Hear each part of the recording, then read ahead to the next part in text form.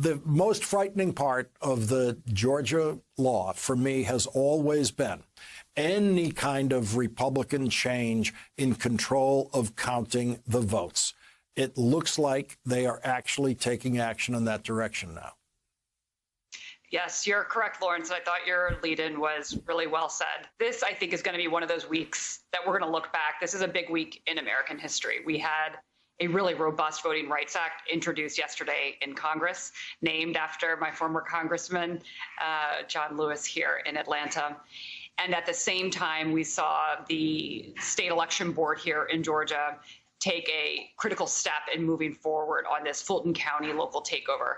So I thought to kind of explain this a bit, I would remind folks how we got here, Lawrence, which is that during the runoff, when every political actor was focused on the state of Georgia and who would win these 2 U.S. Senate seats, we had Rudy Giuliani and his band of bumbling brothers show up multiple times to show up in person at these basically voter fraud farcical hearings in the legislature.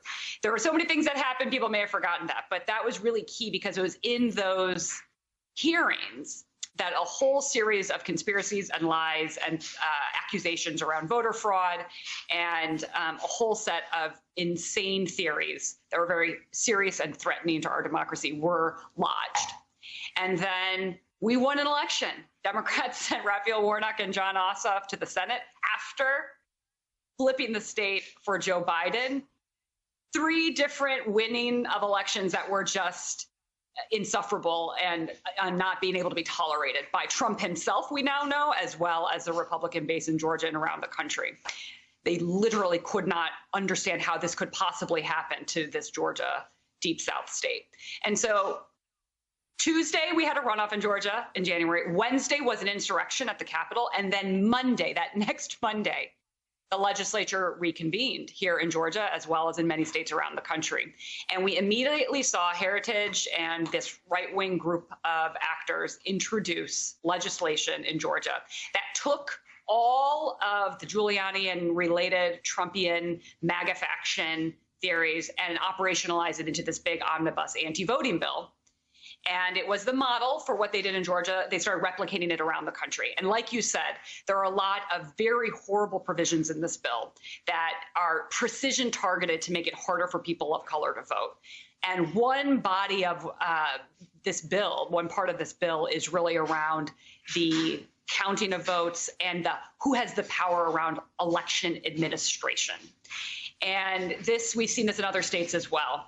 But Georgia is really the first state to take these steps where the Republican gerrymandered legislature in Georgia gave itself, through this bill, new powers to control election administration in the state and to take over county boards of elections. So any Republican legislators from a county can initiate a process to start this takeover process.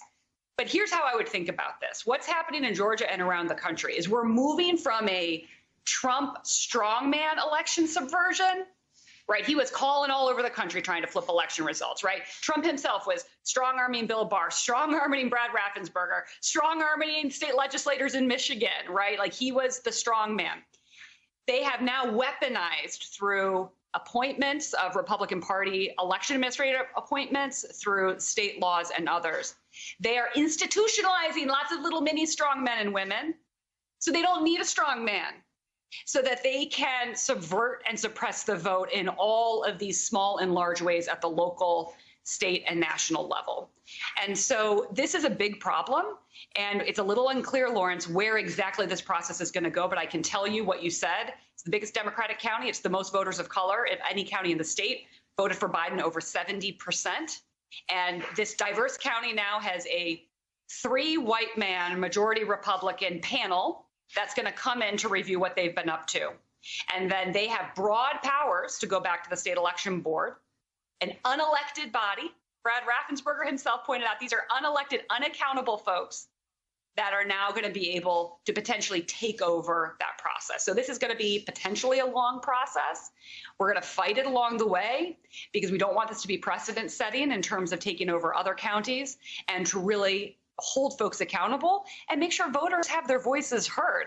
But this is happening all over the country in different ways. And sadly, we're sort of at the tip of the spear.